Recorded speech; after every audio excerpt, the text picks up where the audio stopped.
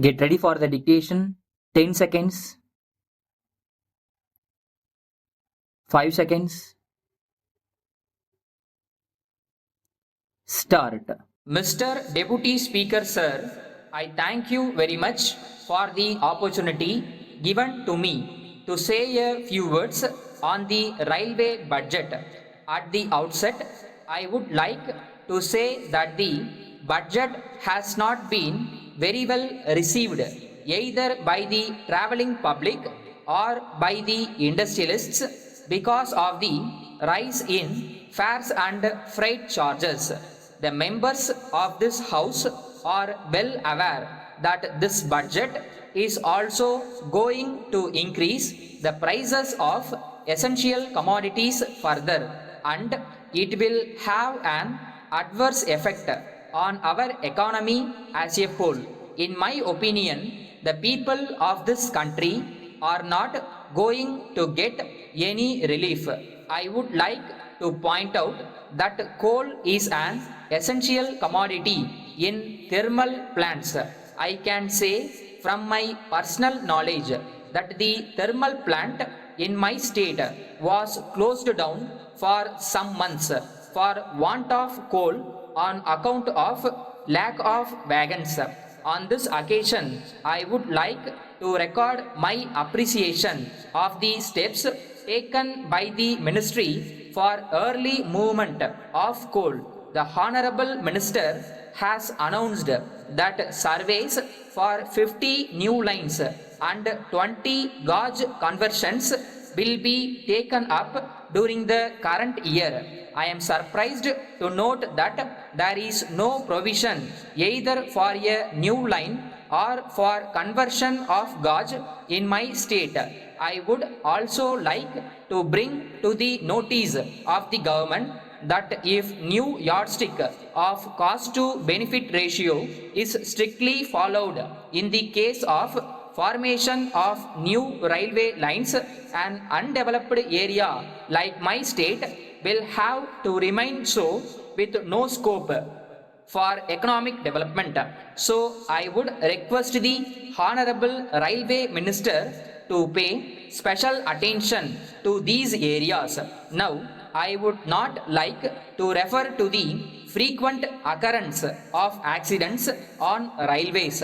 I suggest that the administration should be toned up effectively. I am of the opinion that in every region there should be an emergency cell and the station master should immediately inform the cell for initiating remedial measures.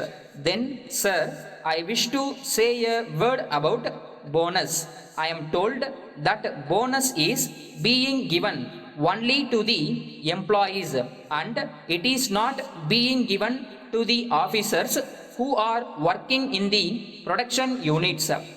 I wish to submit that this is not correct and it is an accepted fact that the production is being maintained by the officials, so they should also be granted bonus just like others.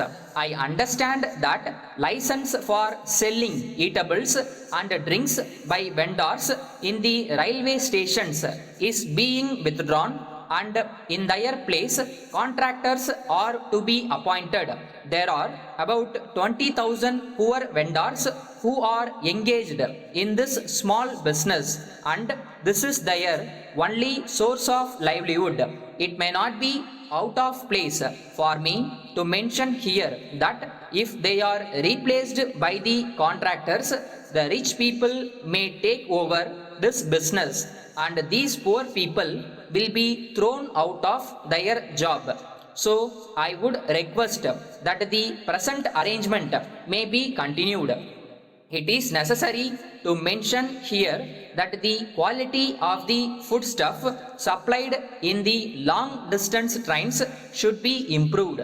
My suggestion is that for every 2 or 3 years, the contractor may be changed if quality of food is not maintained properly. I request the Honorable Minister to look into this problem and do the needful. With these words, I support the railway budget on the whole, and I congratulate the Honorable Railway Minister on some of the announcements that he has made. Thank you. Letter from Vasan and Company Limited, Gandhi Road, Coimbatore, to Messrs. Bharat and Sons Limited, Rajaji Salai, Chennai. Dear sirs, we are in receipt of your valuable order dated the 2nd January for the supply of 50 mono block water motors and happy to accept the same.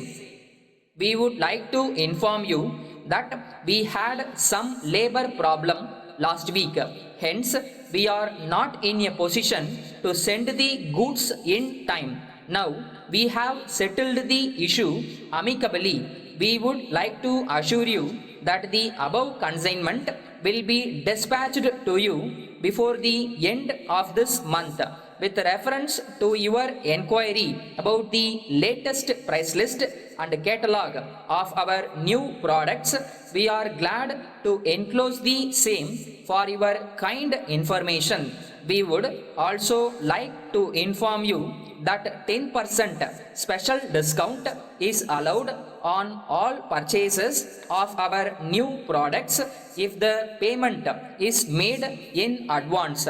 We would be glad to send you any other information that you may require. On this occasion, I wish to bring to your notice that the government have recently raised the rate of tax on water pumps, and hence we have been compelled to raise the prices. We hope and trust that the revised prices will be acceptable to you and you will not mind this small increase. We hope that we will continue to have good business relations with you. Yours faithfully,